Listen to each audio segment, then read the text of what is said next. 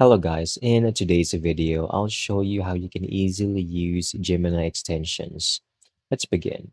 First, open up your Chrome browser, go to Gemini, make sure to log into your account, all right?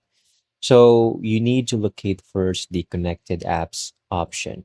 Click over here, click on settings, go to personal intelligence. Here, connected applications, click on it.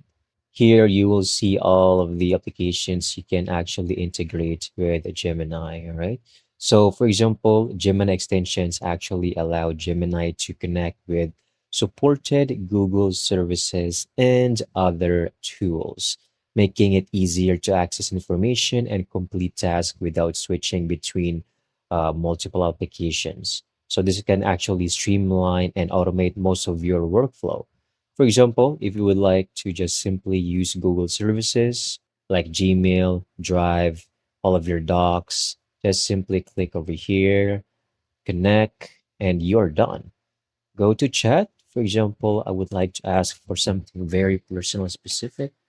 What is the total monthly budget on my Google Sheets file on May?